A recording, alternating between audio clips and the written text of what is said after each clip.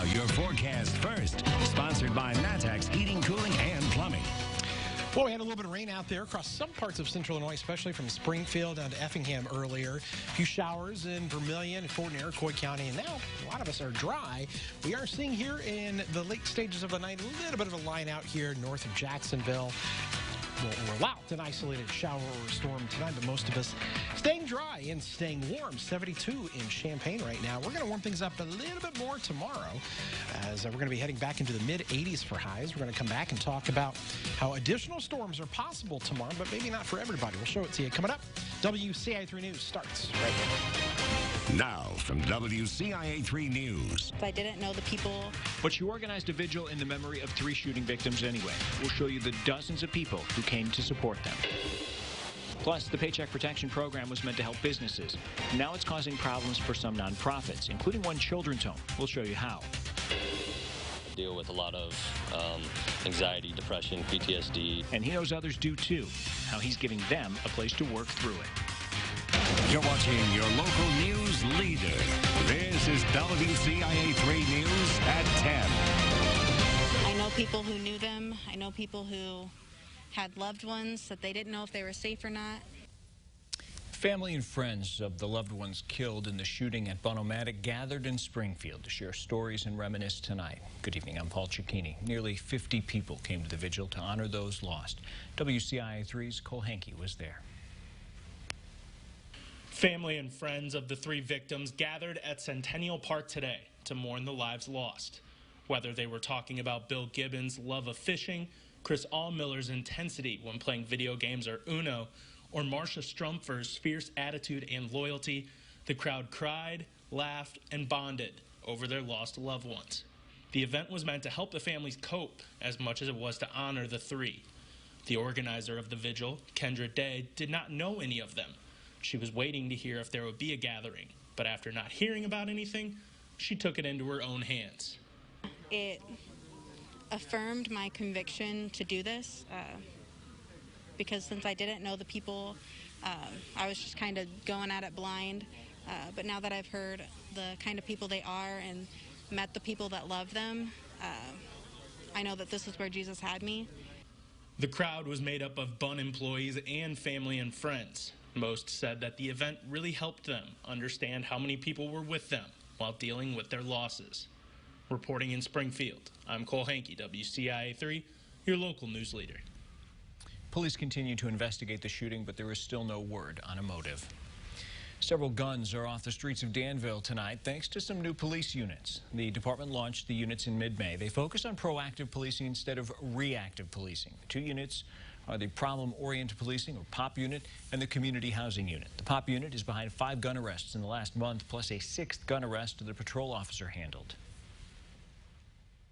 We're linking our manpower along with our resources and intelligence and seeing how it can be most effective in the way we do our jobs and doing what the community is asking for. And this is the result. The Community Housing Unit is working with tenants and complexes. It's also working with the Housing Authority. City leaders say these new strategies are helping officers connect to the community. We have an update now. The number of COVID-19 cases tied to a private prom in Mahomet continues to rise. Public Health now says there are 17 people who tested positive. The June 13th event has drawn criticism from officials and locals alike. The event was not okayed by the Mahomet Seymour School District, but at least one government agency knew about it ahead of time. Mahomet Police Chief Mike Metzler told us today at least one person reached out to him beforehand about the party. He said it's not his department's job to enforce the governor's executive orders. Public health officials also say the number of businesses affected by the outbreak is rising. They say 7 have had cases of coronavirus they can directly tie to that prom. There are more than 700 new cases of COVID-19 across the state. More than 143,000 people have now been diagnosed with COVID-19 so far. The state's positivity rate for the last 7 days has gone down to 2.6%. It was at about 3%.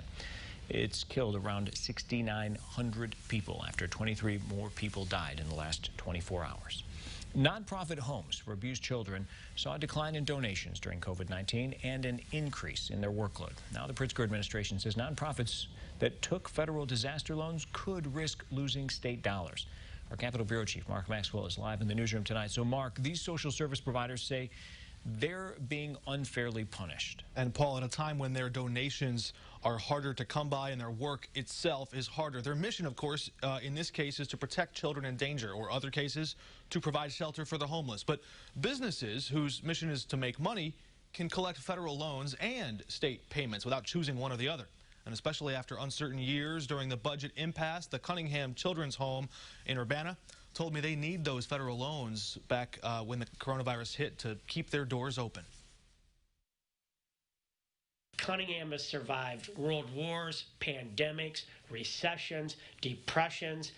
This children's home has survived tough times before as a refuge to help kids through the toughest times of their lives. These are youth who have suffered severe abuse, trauma, and neglect over their young life.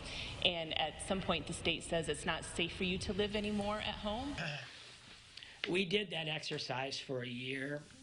His parents came twice. You don't have to spend long with Marlon Livingston. And he would always make excuses for them on why they couldn't make it. To see why this is his life's work. He went on to law school and was adopted. He's doing great, graduated from college. And what was most rewarding when I figured, like, hey, this was the career I was meant to do, is when he smiled. Because he never smiled.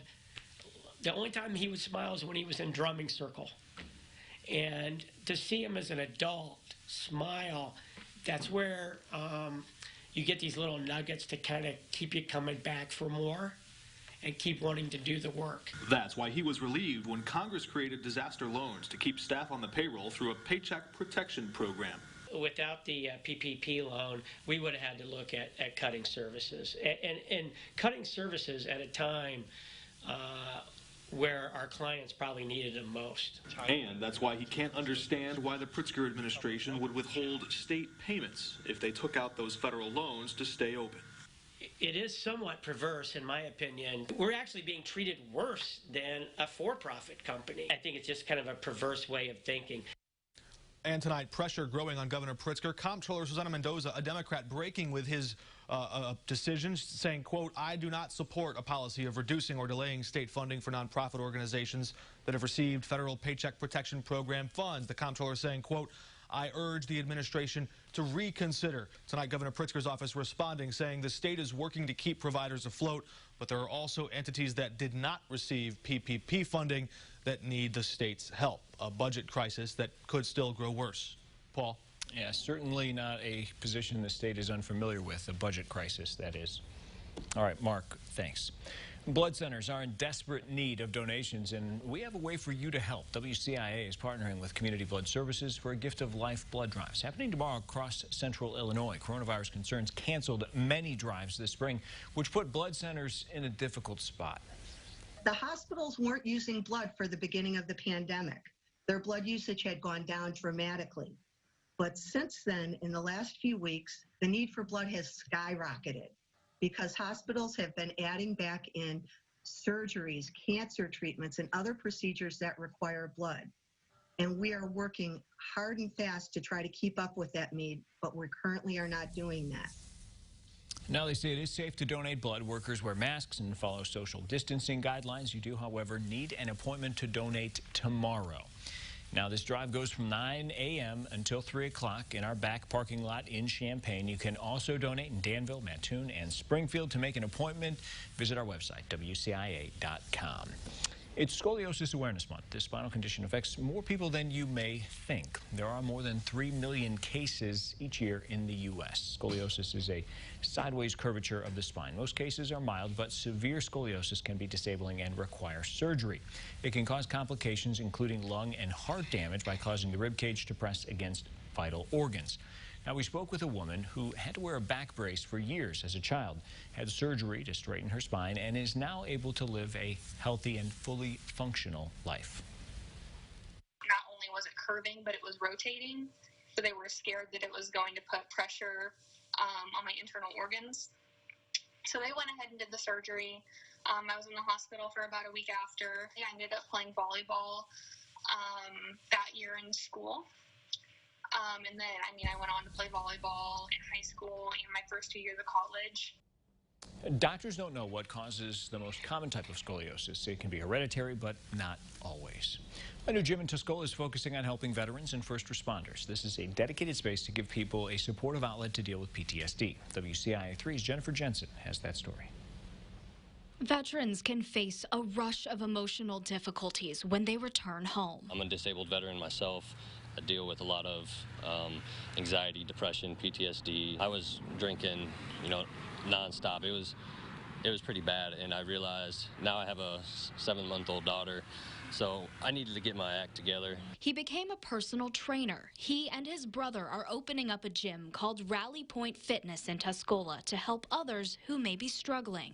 I just want to give other veterans, first responders, a place for them to go and kind of have an outlook or an outlet to relieve some stress or anger, depression. It'll be a place to release negative energy and channel that into something better. Get in here and throw some weights around, punch a punching bag, do whatever you need to do instead of taking your anger out on a spouse or your friends. Although it's focused on helping veterans and first responders, anyone is welcome to join. It'll stay open 24/7. If you're having issues at 2 o'clock in the morning, you don't have to pick up the whiskey bottle. You can go to the gym and work out and relieve that stress. They plan to open the gym mid-August or September. Reporting, I'm Jennifer Jensen, WCIA3, your local news leader. They're also working with a business called the Cast Iron Pub to use their space for monthly hangouts for veterans. It'll be a couple hours to get away from daily life and be surrounded with people with similar backgrounds. Most fireworks shows have been canceled this year, but not all. We'll tell you where you can go. Plus, one Illini was supposed to come back for another year. Why he says going pro instead was too good to pass up. And it's a multi-million-dollar donation to the U of I Athletics. What's in the works to make a golf course championship ready?